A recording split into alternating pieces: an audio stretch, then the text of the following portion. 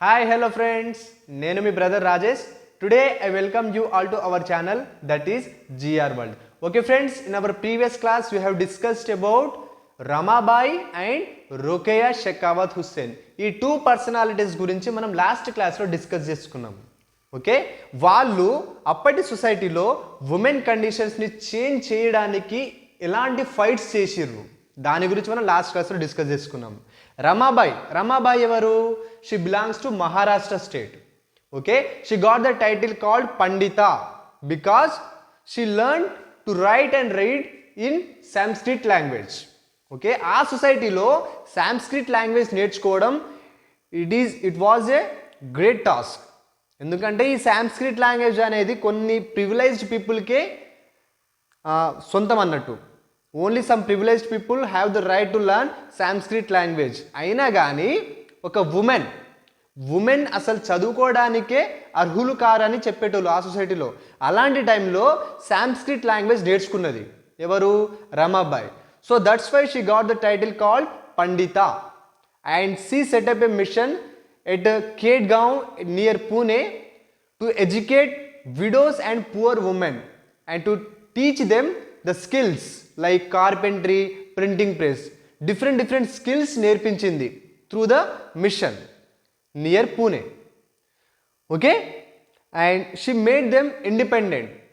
ఆ టైంలో ఉమెన్ ఎవరి మీద డిపెండ్ కావద్దు, వాళ్ళు వాళ్ళ కాళ్ళపైన నిలబడాలి, కష్టపడాలి అనే మైండ్ సెట్ డెవలప్ చేసింది.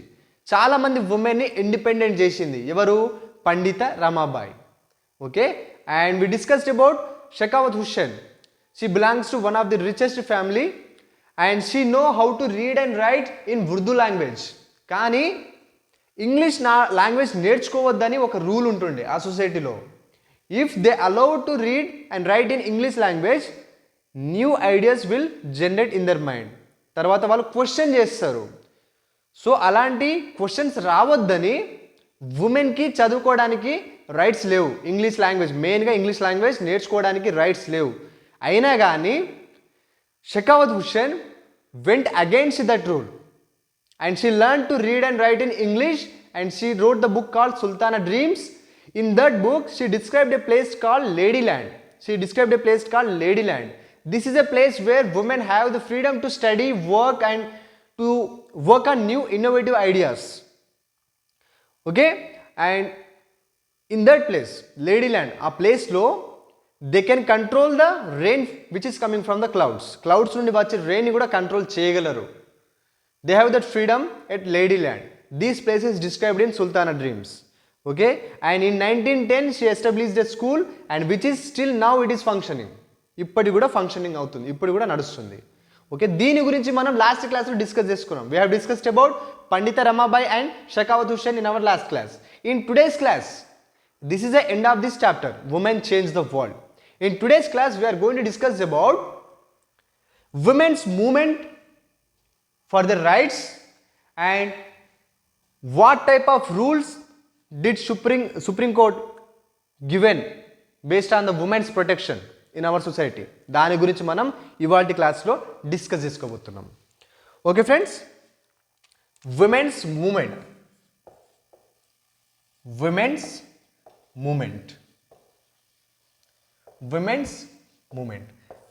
అసలు మూమెంట్ ఎందుకు స్టార్ట్ అవుతుంది? ఎప్పుడైతే మనకు అనుకున్న రైట్స్, ప్రివిలైజెస్ ఎప్పుడైతే రావో అప్పుడు మూమెంట్ స్టార్ట్ అవుతుంది. కొన్ని రైట్స్ మనకు ఉన్నాయి, కొన్ని రైట్స్ వేరే వాళ్ళకు లేవు. ఈ రైట్స్ ఎవరికైతే లేవో వాళ్ళు మూమెంట్ స్టార్ట్ చేస్తారు to get the rights which we have. ఇప్పుడు రిచ్ పీపుల్ చదువుకోవాలి, పూర్ పీపుల్ చదువుకోవద్దు. అలాంటి టైంలో ఒక మూమెంట్ వస్తుంది ఎవరి తరపున? పూర్ పీపుల్ తరపున. Because they also need education. ఎప్పుడైతే ఈ డిస్క్రిమినేషన్ వస్తుందో, ఎప్పుడైతే ఇన్ఈక్వాలిటీ వస్తుందో ఆ టైంలో మూమెంట్ స్టార్ట్ అవుతుంది. Because we all need to be treated equally. ఆ సొసైటీలో ఉమెన్స్, మెన్ రెండింటికి మధ్యలో మేల్ పర్సనాలిటీస్ కావాలని ఉమెన్ పర్సనాలిటీ ఇన్ఈక్వాలిటీస్ ఉన్నాయి. ఉమెన్ అంటే డిస్క్రిమినేషన్ ఉంది. సో దాన్ని అధిగమించడానికి, అలాంటి సోషల్ ఈవిల్స్ని కిల్ చేయడానికి women started movement.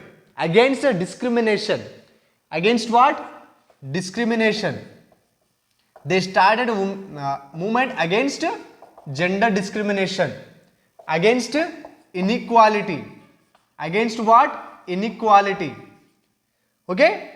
Against right to vote. They didn't given right to vote. Education right. Education rights. Education rights ఇవన్నీ ఓకే అంటే ఇవన్నీ కాదు. రైట్ టు ఓట్ పురుషులకు ఇచ్చిర్రు, మెన్కి ఇచ్చిర్రు. ఎడ్యుకేషన్ రైట్స్ మెన్కి ఉన్నాయి కానీ ఉమెన్కి లేదు. So that's why they started movements. ఓకేనా? వాళ్ళు డిస్క్రిమినేషన్ ఫేస్ చేస్తుర్రు. డిస్క్రిమినేషన్ అంటే ఏంది? అంటరానితనం. ఓకే, ఇన్ఈక్వాలిటీ ఫేస్ చేస్తుర్రు. So that's why they started movement. Okay, ఈ మూమెంట్లో విమెన్స్ మూమెంట్ అంటే ఓన్లీ ఉమెన్ ఉంటుర్రు అని అనుకోకండి. ఈ మూమెంట్స్కి మెన్ కూడా సపోర్ట్ చేసిర్రు కొందరు. Men also supported. Men also supported. Men also supported women's movement. ఓకేనా? కొందరు ఇప్పుడు ఒక ఫ్యామిలీలో ఒక డాటర్ ఉంది, ఒక ఫాదర్ ఉన్నాడు. ఒక ఫ్యామిలీ, ఇక్కడ సైడ్ ఫ్యామిలీ. ఈ ఫ్యామిలీలో డాటర్ చదువుకోవద్దు అని పేరెంట్ చెప్తుండు, ఫాదర్ చెప్తుండు. ఈ ఫ్యామిలీలో డాటర్ చదువుకోవాలి, తనకు ఎడ్యుకేషన్ తప్పనిసరి అని ఈ ఫాదర్ అంటుండు. ఈ ఫాదర్ వద్దంటుండు, ఈ ఫాదర్ ఎడ్యుకేషన్ తప్పనిసరి అని అంటుండు. ఈ ఫాదర్ సపోర్ట్ చేయడు, మూమెంట్కి సపోర్ట్ చేయడు. ఎందుకంటే తన మైండ్లో ఒకటి ఉంది, డాటర్స్కి ఎడ్యుకేషన్ అవసరం లేదు, కూతుర్లకు ఎడ్యుకేషన్ అవసరం లేదు, ఉమెన్స్కి ఎడ్యుకేషన్ అవసరం లేదు. కానీ ఇక్కడున్న ఫాదర్ ఉమెన్స్కి ఎడ్యుకేషన్ కావాలి, వాళ్ళు కూడా ఇండిపెండెంట్ కావాలి, వాళ్ళు కూడా వాళ్ళ ఇంట్రెస్ట్ని ఫుల్ఫిల్ చేసుకోవాలి, వాళ్ళకు డ్రీమ్స్ ఉంటాయి. They also have to work on the dreams. So ఈ ఫాదర్ తప్పనిసరిగా ఉమెన్స్ మూమెంట్కి సపోర్ట్ చేస్తాడు. అర్థమైందా? ఉమెన్స్ మూమెంట్ అంటే ఓన్లీ ఉమెన్స్ మూమెంట్ కాదు, men also supported this movement.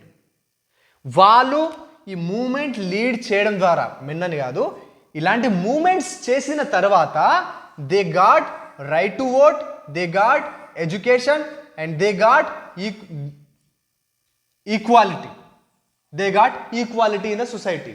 వాళ్ళు ఇలాంటి మూమెంట్స్ చేసిన తర్వాత వాళ్ళకి ఎడ్యుకేషన్ రైట్స్ వచ్చినాయి, రైట్ టు ఓట్ వచ్చింది, వాళ్ళకు ప్రొటెక్షన్ పెరిగింది సొసైటీలో, వాళ్ళని కూడా ఈక్వల్గా ట్రీట్ చేయడం స్టార్ట్ చేసిర్రు.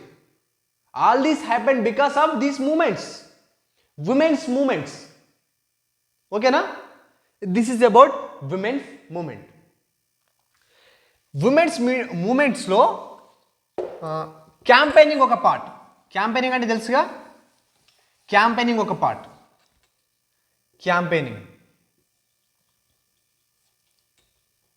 క్యాంపెయినింగ్ ఒక పార్ట్. ఓకేనా? అంటే అందరు కలిసికట్టుగా ఇట్లా వెళ్ళడం, కలిసికట్టుగా మాకు ఈ రైట్స్ కావాలి, మాకు ఇలాంటి థింగ్స్ కావాలి, మాకు ఈక్వాలిటీ కావాలని అందరు కలిసికట్టుగా ఇలా వెళ్ళడం, నడుచుకుంటూ వెళ్ళడం, క్యాంపెయిన్ చేయడం. ఓకేనా? That is what campaigning means. ఈ క్యాంపెయిన్స్ ద్వారా, ఈ మూమెంట్స్ ద్వారా ఏమైందంటే ఇండియన్ గవర్నమెంట్, మన సొసైటీలో government started focusing on women's protection. ఉమెన్స్ని ప్రొటెక్ట్ చేయడం స్టార్ట్ చేసిర్రు. ఓకేనా? Government started focusing on women. దాని ద్వారా ఏమైందంటే 2006లో ఒక లా వచ్చింది.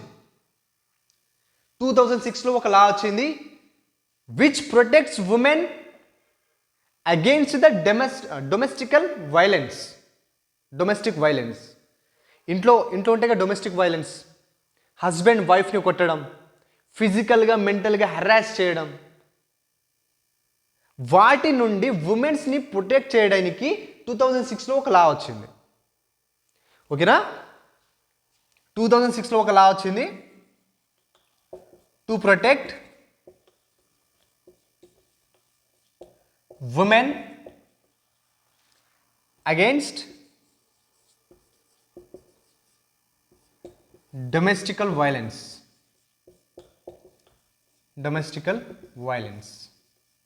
ఓకేనా? Domestical violence. అండ్ 1997లో 1997లో supreme court design guidelines to protect women from sexual harassment at educational institutions and near working వాళ్ళ వర్క్ చేసే ఏరియా అక్కడ. ఓకేనా? ఈ సెక్షువల్ హెరాస్మెంట్స్ వాళ్ళు ఎక్కడైనా ఫేస్ చేస్తారు, స్కూల్స్లలో కానివ్వండి, కాలేజెస్లలో కానివ్వండి, అండ్ వాళ్ళ వర్కింగ్ ప్లేస్లలో కానివ్వండి, ఎక్కడైనా ఫేస్ చేస్తారు. ఓకేనా? మనం ఇక్కడనే ఫేస్ చేస్తారని చెప్పలేము. ఇప్పుడు ప్రజెంట్ అయితే చాలా రేప్ కేసులు అవన్నీ అవుతున్నాయి. సో వీఆర్ చెప్పనీకి లేదు, వాళ్ళు ఎక్కడ ప్రొటెక్ట్గా ఉన్నారని చెప్పనీకి లేదు. వాటి నుండి ప్రొటెక్ట్ చేయడానికి 1997లో సుప్రీంకోర్టు కొన్ని గైడ్లైన్స్ డిజైన్ చేసింది. ఓకేనా? టు ప్రొటెక్ట్ 1997లో guidelines supreme court design that. Supreme court guidelines 1997 to protect women against sexual harassments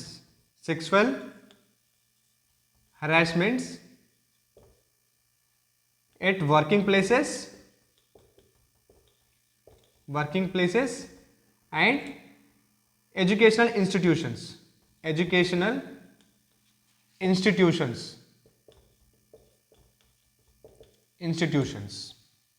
ఓకేనా?